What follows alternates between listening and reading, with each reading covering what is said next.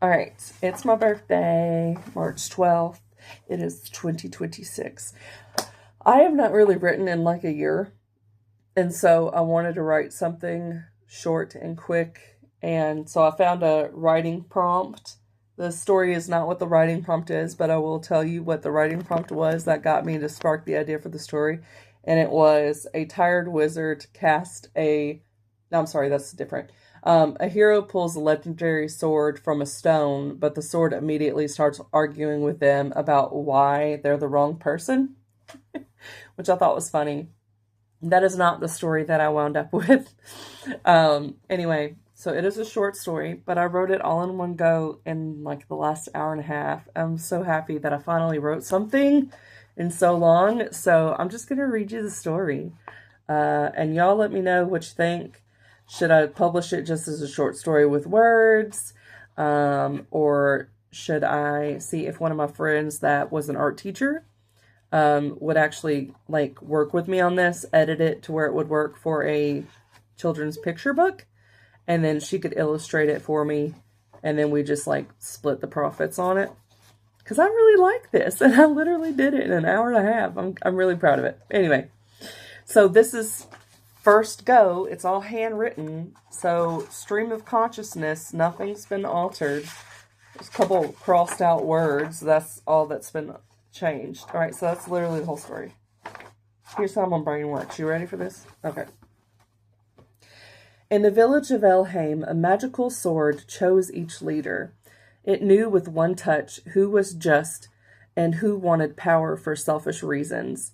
Because of this, the village remained peaceful, and outsiders came for a reprieve from their chaotic lives in other parts of the Fairmont Kingdom. On this 12th day of spring, because today's the 12th, the sword awaited its next wielder, for the previous leader was on his deathbed and wanted to transfer his power and authority before his last breath. All the villagers had gathered the previous day to pull the sword from the choosing stone, but no matter their tactic, whether gentle and coaxing or forceful and swift, the sword would not budge. So the villagers went back to their daily task, thinking the sword wasn't ready to pass hands. Blythe, however, had a different thought. What if the sword didn't want another man to wield it? What if this time a woman would be chosen? She could think of no better than her own mother, who was skilled at knowing when to be stern or kind and forgiving. Please, Mamma, you must try. I don't want to lead. I'm more than happy with my current position as your mother and the village's seamstress. But who better to have power than one who does not wish to wield it? Her mother smiled at her. You're very wise, Blythe, but the answer is still no. Blythe sighed in reply and meandered out the door and through the streets, wondering who else the sword might choose. Eventually, she found herself at the meadow where the sword's hilt glinted in the sun. Its beauty drew her in until she was climbing onto the stone for a closer look. You're quite marvelous, she said, feeling a bit silly for speaking to a hunk of metal.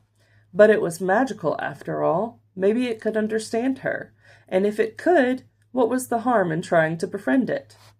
No one was around to judge her, and even if they were, she was but a child.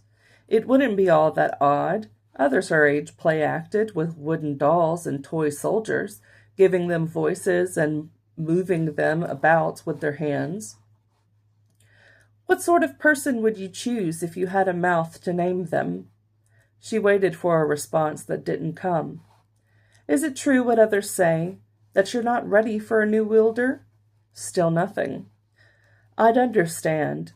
You were at the king's side for so long, you must have grown very close, and now he's dying and you've been placed here all alone. She brought her knees to her chest and rested her chin on them. I know what that's like. I was very close with my father before he grew ill and passed. It wasn't of old age, like your wielder. It was a sickness that passed through the village and took many. My mother sent me away for a time, partly to keep me from catching it, but mostly, I believe, she didn't want me to watch him die. I understood, but it didn't lessen my sadness. The air cooled against her skin as the sun dipped below the tree line, her signal to return home, so she ambled there, pondering what she could do to help the sword through its grief. The next day she packed a lunch and ate it between telling funny stories to the sword. And when some boys overheard and mocked her, she continued anyway. I may be mad for talking to you, she said to the sword, but I'd want a friend if I was losing a loved one. Everyone can use a friend, even if they can't speak back. Her time with the sword continued until word came back to her mother, and she forbade her from going back, saying she'd never fit in if everyone thought she was mad. But time away showed Blythe just how lonely she'd been before the sword called her. Even so, she obeyed her mother until word spread that the king was moments from death.